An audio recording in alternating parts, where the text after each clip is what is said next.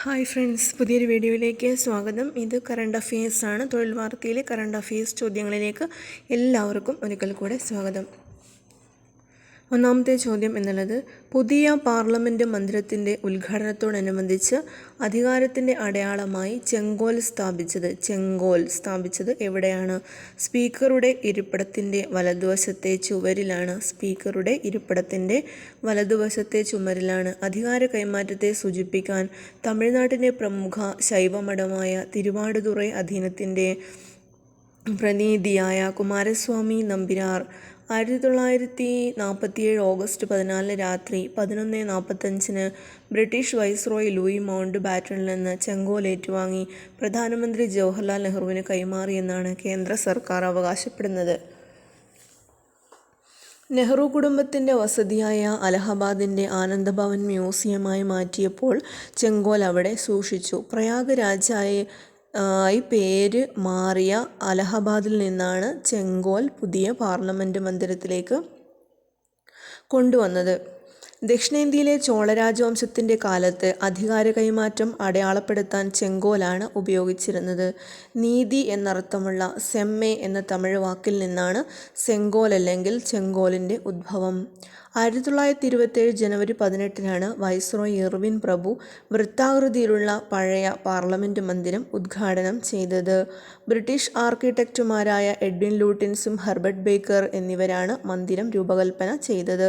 ത്രികോണാകൃതിയിലുള്ള പുതിയ മന്ദിരത്തിൻ്റെ നിർമ്മാണം 2020 ഡിസംബർ 10 ആരംഭിച്ചു. 862 കോടി രൂപയ്ക്കാണ് നിർമ്മാണ പദ്ധതി ടെൻഡർ നൽകിയത്. വിസ്തൃതി 64,500 ചതുരശ്ര മീറ്റർ, ഉയരം 21 മീറ്റർ. രൂപകൽപ്പന ബിമൽ ഹസ്മുഡ് പട്ടേൽ. മന്ദിരത്തിൻ്റെ ഉദ്ഘാടനത്തോടനുബന്ധിച്ച് 75 രൂപയുടെ നാണയവും പുറത്തിറക്കി. രണ്ടാമത്തെ ചോദ്യം, കേരളം സമ്പൂർണ്ണ ഇ-ഗവേണൻസ് സംസ്ഥാനമായി പ്രഖ്യാപിക്കപ്പെട്ടത് എന്നാണ്? 2023 മെയ് 25 കേരളം സമ്പൂർണ്ണ ഇ-ഗവേണൻസ് സംസ്ഥാനമായി പ്രഖ്യാപിച്ചത് 2023 മെയ് 25 സാങ്കേതികവിദ്യ ഉപയോഗപ്പെടുത്തി ഭരണം സുതാര്യവും കാര്യക്ഷമവുമാക്കുകയാണ് സമ്പൂർണ്ണ ഇ-ഗവേണൻസിൻ്റെ ലക്ഷ്യം എന്നുള്ളത്. 2023 അന്താരാഷ്ട്ര ബുക്കർ സമ്മാനം നേടിയത് ജോർജി ഗോസ്പിഡാനോഫ് ബൾഗേറിയൻ എഴുത്തുകാരനാണ് ജോർജി ഗോസ്പിഡാനോഫ്. ഇദ്ദേഹത്തിൻ്റെ ടൈം ഷെൽട്ടർ എന്ന നോവലിനാണ് പുരസ്കാരം കിട്ടിയത്. സംഗീതജ്ഞയും വിവർത്തകയുമായ അഞ്ചല റോഡലാണ് നോവൽ ഇംഗ്ലീഷിലേക്ക് വിവർത്തനം ചെയ്തത്. വിവിധ ഭാഷകളിൽ നിന്ന് ഇംഗ്ലീഷിലേക്ക് പരിഭാഷപ്പെടുത്തി ബ്രിട്ടനിലോ അയർലൻഡിലോ പ്രസിദ്ധീകരിക്കുന്ന നോവലിനോ കഥാസമാഹാരത്തിനോ ആണ് ബുക്കർ സമ്മാനം കൊടുക്കുന്നത്.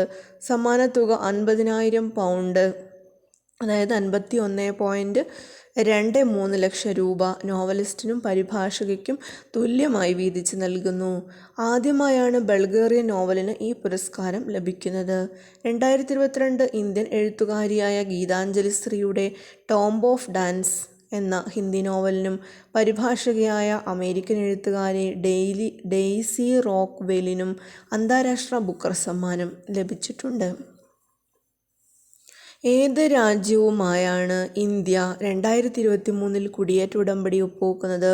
ഓസ്ട്രേലിയ. അപ്പോൾ സിഡ്നിയിലെത്തിയ പ്രധാനമന്ത്രി നരേന്ദ്രമോദി ഓസ്ട്രേലിയൻ പ്രധാനമന്ത്രി ആൻ്റണി അൽബീസുമായി നടത്തിയ ചർച്ചകളെ തുടർന്നാണ്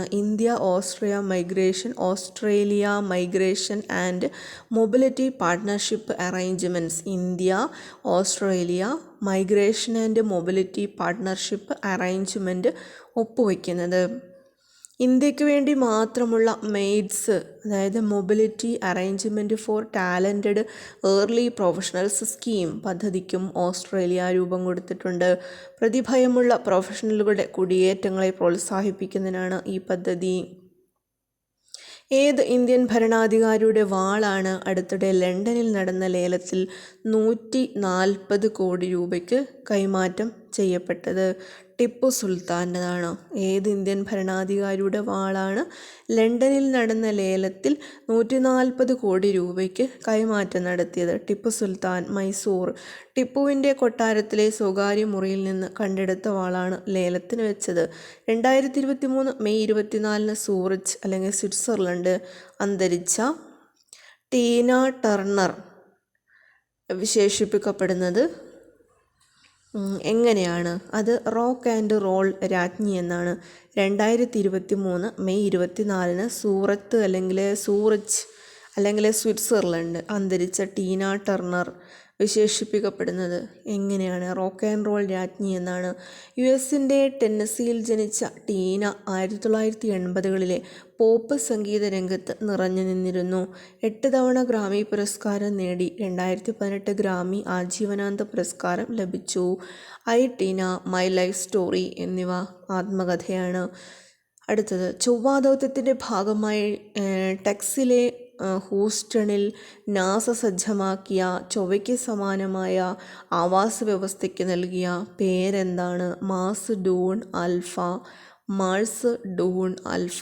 ചൊവ്വാ ദൗത്യത്തിൻ്റെ ഭാഗമായ ടെക്സണിലെ ഹൂസ്റ്റണിലെ നാസ സജ്ജമാക്കിയ ചൊവ്വക്ക് സമാനമായ ആവാസ വ്യവസ്ഥ, അതിൻ്റെ പേര് മാർസ് ഡൂൺ ആൽഫ. തിരഞ്ഞെടുക്കപ്പെട്ട 4 ഗവേഷകർ ജൂൺ അവസാനത്തോടുകൂടെ ഇവിടെ താമസം ആരംഭിക്കും. 1700 ചതുരശ്ര അടിയിലെ 3D പ്രിൻറ്റിംഗ് സാങ്കേതികവിദ്യ ഉപയോഗിച്ചാണ് ജോൺസൺ സ്പേസ് സെൻറ്ററിൽ മാർസ് ഡൂൺ ആൽഫ ഒരുക്കിയത്. 12 മാസക്കാലം ഗവേഷക സംഘം ഇവിടെ താമസിച്ച് പ്രവർത്തിക്കും. 2030കളിൽ മനുഷ്യനെ ചൊവ്വയിലെത്തിക്കാമെന്നാണ് നാസയുടെ കണക്കുകൂട്ടൽ. 2023 കാൻ ചലച്ചിത്രമേളയിൽ മികച്ച ചിത്രത്തിനുള്ള പാം ദി ഓർ പുരസ്കാരം നേടിയത്? Anatomy of a fall. 2023 Cannes ചലച്ചിത്രമേളയിൽ മികച്ച ചിത്രത്തിനുള്ള പുരസ്കാരം anatomy of a fall. Justine ത്രിയാണ് സംവിധായക. അടുത്തത്, നാറ്റോ സഖ്യകക്ഷികൾക്കുള്ള പദവി ലഭിക്കുന്ന രാജ്യങ്ങളുടെ പട്ടികയിൽ ഇന്ത്യയെ കൂടി ഉൾപ്പെടുത്താൻ US കോൺഗ്രസ് സമിതി അടുത്തിടെ ശുപാർശ ചെയ്തു. ഈ പട്ടികയുടെ പേരെന്താണ്? NATO plus. നാറ്റോ സഖ്യകക്ഷികൾക്കുള്ള പദവി ലഭിച്ചിരിക്കുന്ന രാജ്യങ്ങളുടെ പട്ടികയിൽ ഇന്ത്യയെ കൂടി ഉൾപ്പെടുത്താൻ US കോൺഗ്രസ് സമിതി അടുത്തിടെ ശുപാർശ ചെയ്തിരുന്ന ഈ പട്ടികയുടെ പേരാണ് NATO plus. Australia, New Zealand, Japan, Israel, ദക്ഷിണ കൊറിയ എന്നിവയാണ് നിലവിലെ സുരക്ഷാ ക്രമീകരണത്തിലെ 5 രാജ്യങ്ങൾ. നെക്സ്റ്റ്, മലേഷ്യൻ മാസ്റ്റേഴ്സ് ബാഡ്മിൻ്റണിൽ കിരീടം നേടിയ മലയാളിയാണ് HS പ്രണോയാണ്. മലേഷ്യൻ മാസ്റ്റേഴ്സ് ബാഡ്മിൻ്റൺ കിരീടം HS പ്രണോയ്. കോലാലംപൂരിൽ നടന്ന ഫൈനലിൽ ചൈനയുടെ വെങ്ഹോയ് യാങ്ങിനെയാണ് തോൽപ്പിച്ചത്. തിരുവനന്തപുരം സ്വദേശിയായ പ്രണോയുടെ കരിയറിലെ ആദ്യത്തെ DWF വേൾഡ് ടൂർ കിരീടമാണ്. 2022 തോമസ് കപ്പ് നേടിയ ഇന്ത്യൻ ടീമിലെ അംഗം ആയിരുന്നു. തുർക്കിയിൽ 2ാമതും പ്രസിഡന്റ് സ്ഥാനത്തേക്ക് തിരഞ്ഞെടുക്കപ്പെട്ടത് ആരാണ്? Recep Tayyip Erdogan. തുർക്കിയിലെ 2ാമതും പ്രസിഡന്റ് സ്ഥാനത്തേക്ക് തിരഞ്ഞെടുക്കപ്പെട്ടതാണ് രജബ് തയ്യിബ് ഉർദുഗാൻ. കഴിഞ്ഞ 20 വർഷമായി ഉർദുഗാനാണ് തുർക്കിയുടെ ഭരണം. 2014 മുതൽ ഇന്ന് 3ാം വട്ടമാണ് പ്രസിഡന്റ് തിരഞ്ഞെടുപ്പിൽ വിജയം നേടുന്നത്. നെക്സ്റ്റ്, തീരപ്രദേശത്തെ 18 വയസ്സിൽ താഴെയുള്ള കുട്ടികളുടെ പ്രശ്നങ്ങൾ കണ്ടെത്തി പരിഹരിക്കുന്നതിനായി ചൈൽഡ് വെൽഫെയർ കമ്മിറ്റിയുടെ നേതൃത്വത്തിൽ നടപ്പാക്കിയ പദ്ധതിയുടെ പേരാണ് തീരകിരണം. തീരപ്രദേശങ്ങളെ കേന്ദ്രീകരിച്ച് ലഹരി വസ്തുക്കളുടെ ഉപയോഗം കൂടുന്നതിൻ്റെ അടിസ്ഥാനത്തിലാണ് ഈ പദ്ധതി. തീരപ്രദേശത്തെ 18 വയസ്സിന് താഴെയുള്ള കുട്ടികളുടെ പ്രശ്നങ്ങൾ കണ്ടെത്തി പരിഹരിക്കുന്നതിനായി ചൈൽഡ് വെൽഫെയർ കമ്മിറ്റിയുടെ നേതൃത്വത്തിൽ നടപ്പാക്കുന്നതാണ് തീരകിരണം. തീരപ്രദേശങ്ങൾ കേന്ദ്രീകരിച്ച് ലഹരി വസ്തുക്കളുടെ ഉപയോഗം കൂടുന്നതിൻ്റെ അടിസ്ഥാനത്തിലാണ്.